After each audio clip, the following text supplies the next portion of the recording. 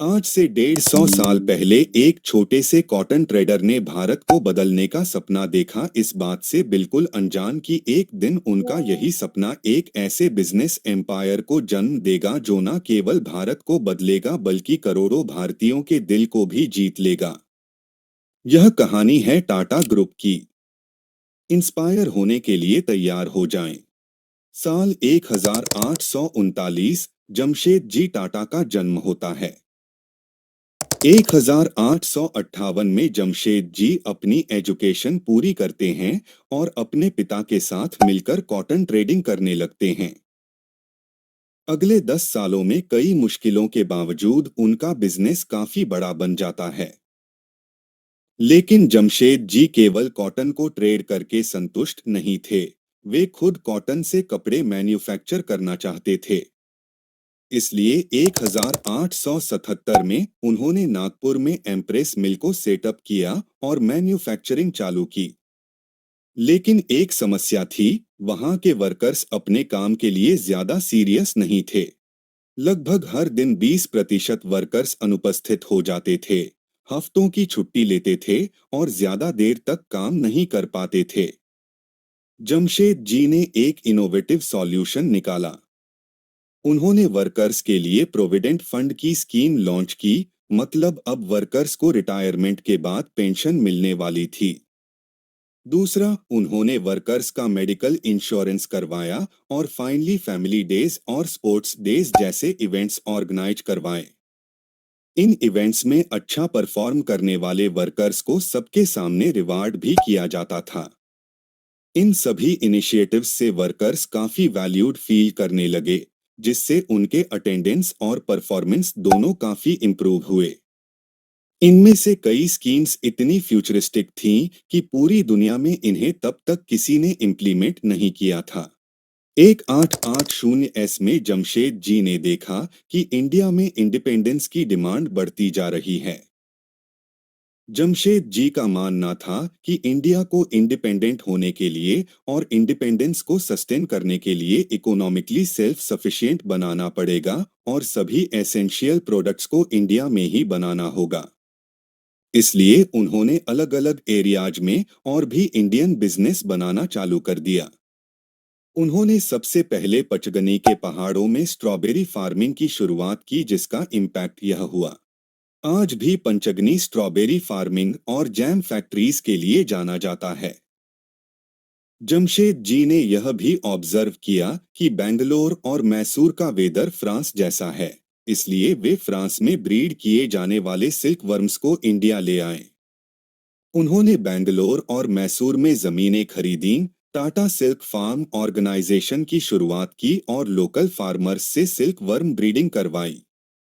उनकी इसी इनिशिएटिव से इंडिया को मैसूर सिल्क और बेंगलोर मैसूर सिल्क साड़ी जैसे पॉपुलर प्रोडक्ट्स मिले।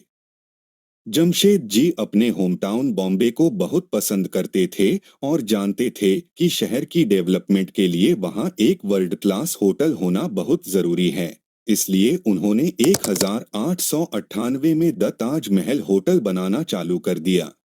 उन्होंने पर्सनली कंस्ट्रक्शन और डिजाइन प्रोसेस में हिस्सा लिया। उनका विजन था कि होटल का हर रूम समुंदर को फेस करे और गेस्ट को ऐसा फील हो जैसे वे पानी में फ्लोट कर रहे हों। 1903 में होटल को पहली बार पब्लिक के लिए ओपन किया गया और यह पूरे बॉम्बे की पहली बिल्डिंग बनी जिसमें लाइट्स इलेक्ट्रिसिटी से जलती थीं। जमशेद जी ने ऐसे और भी इनिशिएटिव्स लिए, लेकिन उनका सबसे इम्पैक्टफुल इनिशिएटिव था स्टील का बिजनेस स्टार्ट करना।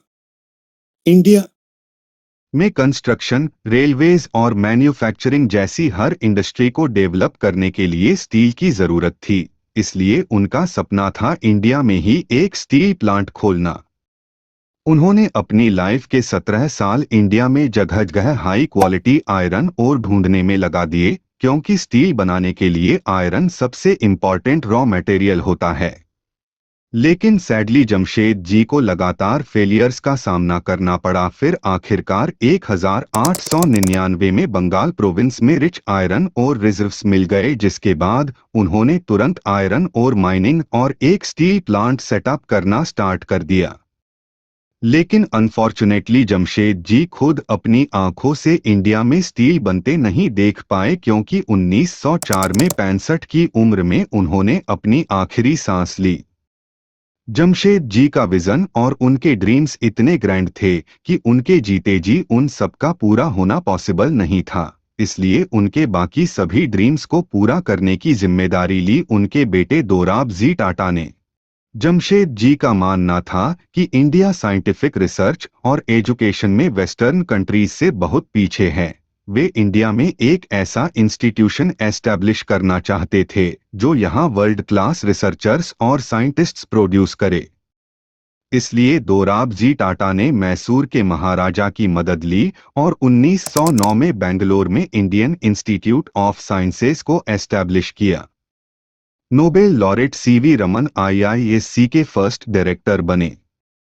आगे चल के आईआईएससी ने इंडिया के फर्स्ट सुपर कंप्यूटर परम और इंडिया के फर्स्ट इंडिजिनस एयरक्राफ्ट के डेवलपमेंट में इंपॉर्टेंट कॉन्ट्रिब्यूशंस किए। एजुकेशन के अलावा जमशेद जी ने इलेक्ट्रिसिटी जनरेट करने के लिए एक हाइड्रो इलेक्ट्रिक प्लांट का सपना देखा था। इस प्रोजेक्ट में गोवा महाराष्ट्र बॉर्डर में पड़ने वाले दूध सागर फॉल्स का यूज करके पावर जनरेशन किया जाना था। दोराब जी ने 7,000 वर्कर्स को इन्वॉल्व किया और आर्टिफिशियल लेक्स, डैम्स और चैनल्स बनवाए। 1911 में प्लांट रेडी हुआ और पावर जनरेशन स्टार्ट हुई। मुंबई की कई मिल्स और बिजनेस को इसी पावर प्लांट से पावर मिलने लगी और आज इसी कंपनी को हम टाटा पावर के नाम से जानते हैं। फाइनली जमशेद जी ने जो स्टील प्लांट का काम स्टार्ट किया था, उसे पूरा करने की जिम्मेदारी भी दोराब जी टाटा ने ली। 1907 में उन्होंने एक लिमिटेड कंपनी एस्टैब्लिश की और स्टील प्लांट के लिए 23 करोड़ का आईपीओ अनाउंस किया। उस समय स्वदेशी आंदोलन के चलते केवल 2 हफ्तों में करीब 8,000 लोगों ने इसमें इन्वेस्ट किया। कंपनी का नाम टाटा स्टील और आयरन कंपनी यानी टिस्को रखा गया और फाइनली 1912 में टिस्को से पहला स्टील प्रोड्यूस होकर निकला। इसके 2 साल बाद ही 1914 में वर्ल्ड वॉर 1 चालू हो गई और ब्रिटेन की डिमांड एकदम से शॉर्ट अप हो गई।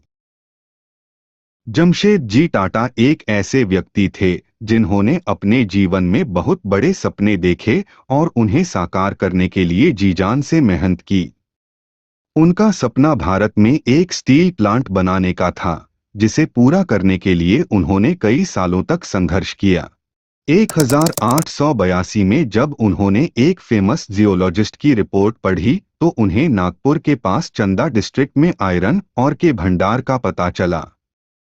हालांकि वहां पर स्टील प्लांट बनाने में कई तकनीकी समस्याएं आईं, लेकिन जमशेद जी ने हार नहीं मानी और 1899 में 60 वर्ष की उम्र में उन्होंने फिर से इस प्रोजेक्ट पर काम शुरू किया। वे ब्रिटिश सरकार से इस प्रोजेक्ट के लिए सहमति और सहायता लेने लंदन गए। उन्हें ब्रिटिश सरकार की सहमति मिल गई और इसके बाद वे तकनीकी सहायता के लिए अमेरिका चले गए। वहां उन्होंने चार्ल्स वेल्ट नाम के एक जियोलॉजिस्ट से मुलाकात की और उन्हें भारत में रिसर्च और सर्वे करने के लिए राजी किया। कई सालों की खोजबीन के बाद आखिरकार उन्होंने वह जगह खोज ली जहां भारत का पहला स्टील प्लांट टाटा स्टील स्थापित हुआ। आज इस स्थान को जमशेदपुर के नाम से जाना जाता है। टाटा ग्रुप का सामाजिक योगदान। टाटा ग्रुप ने न केवल व्यावसायिक क्षेत्र में बल्कि सामाजिक क्षेत्र में भी महत्वपूर्ण योगदान दिया।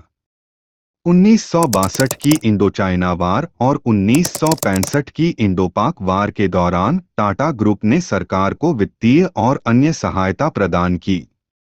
जमशेद जी टाटा और उनके उत्तराधिकारियों ने भारत को एक मजबूत और आत्मनिर्भर देश बनाने में अहम भूमिका निभाई। आज टाटा ग्रुप उनके सपनों को साकार करते हुए और नई ऊंचाइयों पर पहुंचाने के लिए प्रयासरत है। हमारी आज की यह कहानी बताती है कि कैसे एक व्यक्ति के संकल्प और मेहनत ने एक राष्ट्र की दिशा बदल दी। जमशेद जी टाटा के इस प्रेरणादायक जीवन से हमें यह सीखने को मिलता है कि अगर सपने बड़े हों और संकल्प अडिग हो तो कुछ भी असंभव नहीं है। बाकी दोस्तों, हमारी आज की इस वीडियो में बस इतना ही था। यह वीडियो आपको कैसी लगी, हमें कमेंट करके जरूर बताएगा। आपका बहुमूल्य समय देने के लिए बहुत बहुत धन्यवाद।